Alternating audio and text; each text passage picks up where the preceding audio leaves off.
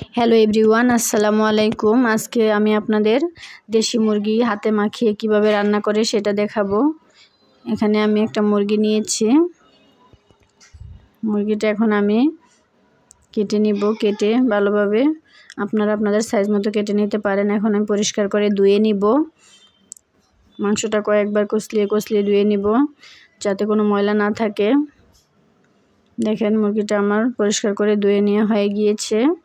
এখন আমি একটা কড়াইতে মাংস নিয়ে নিয়েছি। এখন এখানে আমি মশলা বাটা দিয়ে দিব। এখানে গরম মশলা বাটা আছে, দারচিনি, এলাচ, লবঙ্গ, কালো এলাচ সব কিছু একসাথে আমি বেটে নিয়েছি। জিরা, তারপর পেঁয়াজ, মরিচ।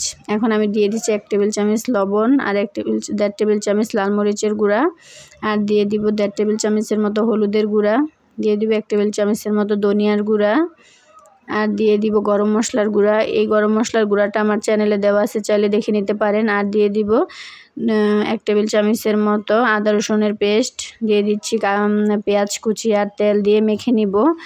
মেখে এটাকে ম্যাগনেট করে রেখে দিব আমি 1 ঘন্টার মতো। আপনারা আপনাদের হাতে সময় কম থাকলে সাথে সাথেও রান্না করতে পারবেন, কিন্তু মেখে নিলে এটা রান্না রেস্টে রাখলে মানে সুন্দর হয়। এই জন্য আপনারা রেস্টে রাখার চেষ্টা করবেন।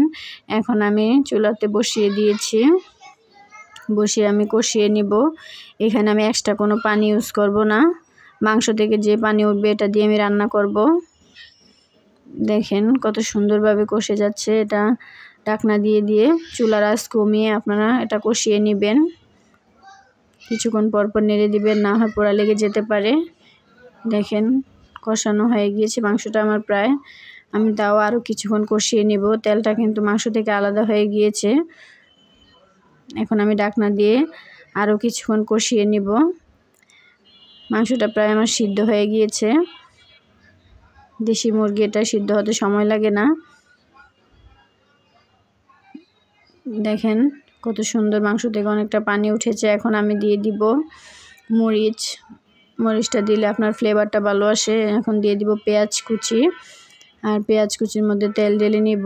আর দিয়ে দিব সামান্য জিরা, শুকনো কাঁচা জিরা দিয়ে দিব। দিয়ে এখন আমি একটা বাগার দিব। এখন মাংসটা ঢেলে দিয়েছি। ঢেলে আমি ঢাকনা দিয়ে কিছুক্ষণ রেস্টে রাখবো, নাড়া দিব না। এখন মাংসটা আমি দেখেন বেড়ে নিয়েছি। কত সুন্দর হয়েছে, কালারটা অসাধারণ হয়েছে, অনেক মজা হয়েছিল। আপনারা বাসায় অবশ্যই এভাবে ট্রাই করবেন। আমার চ্যানেলে সাবস্ক্রাইব করে পাশে থাকবেন। আসসালামু আলাইকুম।